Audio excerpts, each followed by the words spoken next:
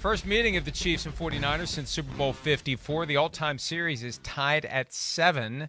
Chiefs are 4-2, 49ers are 3-3. Fill in the blank for me, Chris. The 49ers can avenge their Super Bowl 54 loss to the Chiefs on Sunday if they what? Have a healthy front four.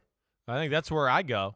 And I don't really know the status of that as far as where we're at with Armstead and Javon Kinlaw and Nick Bosa. I know there's a possibility, but I just look at it and go, man, it's going to be tough to avenge anything if you don't at least have two of the three guys. Again, the Kansas City can protect, and we know he's a magic man back there. So that's tough sledding without that group, and especially their defense and their team is built on the fact that their defensive line can take over a game, and they don't have to blitz to get to the quarterback and all that. So that's been a big issue for them here this year, just dealing with injuries in general. Javon Kinlaw is on injured reserve, so he won't be back for this one. Nick Bosa was limited in practice on Wednesday. He said that he's optimistic he'll be able to go. I think Bosa's the key. But even with Bosa, a healthy Patrick Mahomes can run rings around Nick Bosa or if it's just else. one guy, it's hard. Right. I'm looking at, they don't have their practice report posted for some reason on their website from yesterday, but Eric Armstead, another key, he's missed some time. Yeah. They can't avenge, this is an easy one, they can't avenge their Super Bowl loss because it's not a Super Bowl. It doesn't matter. This is so less important in comparison to the last time they played. The only similarity is it's the uniforms, and there's a lot of personnel and coaches that are similar, but it's not nearly the same stakes. It's just another game. And it's an important game for the 49ers because lose 2 in a row, 3-4, you're starting to slip toward the number of losses that may disqualify you from having a serious shot at being a playoff team. And the Chiefs, after losing to the Bills, they need to get it together and start winning games. This is a good game this weekend. No doubt. Because it is impactful as we start to figure out who's good, who's not good, where the separation may be. Giants have begun to separate at 5-1. They're taking on the 2-4 Jaguars in Jacksonville. Buy or sell? The Giants should feel disrespected by being 3-point underdogs at Jacksonville. Well, I'll buy that, but with a caveat. Like, the Giants should feel disrespected, but I don't think, like, the normal fan should look at it and go, oh, that's disrespectful. The Giants, yeah, I would use that as fuel in my locker room. Wait, we're 5-1. We're going against Jacksonville who's 2-4, and what? We're underdogs? Yeah, but, for guys like us, and we sit here, I think if we compared rosters and started to swap players, who would you take, this guy or that guy, we'd end up taking more Jaguars than Giants. So that's where I think it's a little bit, dicey as far as that's concerned. This would be a tough test for the Giants going down there in Jacksonville, and they're, of course, desperate here at 2-4. So it's a huge game for them, and like we've talked about, they got talent. There's no doubt about that. There's nobody that's going to outclass Jacksonville and just obliterate them and smash them into the ground.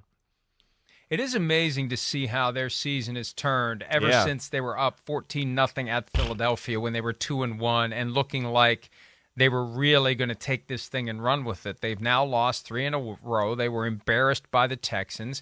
They're capable of beating the Giants. And I think with the Giants, they're just one of those teams. They're like the Vikings. Like, how in the hell did you get to 5-1, and how in the hell are you ever going to sustain it? But with Brian Daboll as the coach, they just find a way. At some point, that intangible becomes tangible.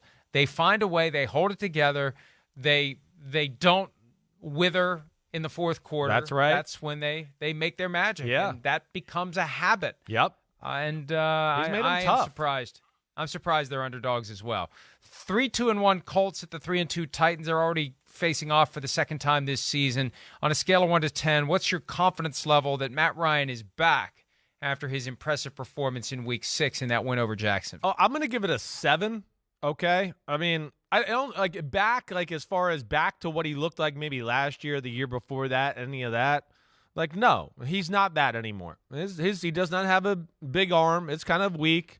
He moves okay. He doesn't move as well as he used to, right? But he's still playing damn good football. There's no doubt about that.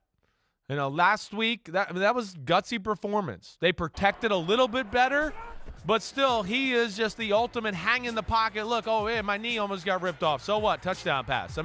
He's the ultimate move around in the pocket and take a hit to get a 6-yard completion. They can't run the ball. So last week, Frank Reich said, screw it. I'm not even going to pretend to run it. We're just going to throw it every damn play. And he got it done. So I give him a lot of credit there. I mean, they are where they are right now, 3-2-1. The big reason is Matt Ryan. His toughness and his ability just to keep them in some good situations on the offensive side of the ball has, made them survive a storm of bad play by kind of the rest of their football team there for a while. Well, and, when you consider the fact they haven't had Jonathan Taylor the last 2 games, they went into that game 2 weeks ago tonight against Denver, 1-2-1. Yeah. And they've won 2 in a row without Taylor, and they haven't had Naheem Hines. And Matt Ryan, he's not going to be the guy that he was. Right. And it's always going to feel like it's on the verge of falling apart. And so many of the throws that I see from Matt Ryan, I made this point on Twitter during the Broncos game, they remind me of what John Madden used to call the last shot out of a Roman candle, where it just kind of pops up, and flutters down, and somebody catches it. Yeah, I know. But it doesn't look good, right? But it's right. effective. Right. And I think that's the Colts. That should be their T-shirt slogan this year. Doesn't look good, but it's effective. Hi, it's Mike Florio. Thanks for watching PFT on YouTube. Hit subscribe for the latest news and analysis from Pro Football Talk.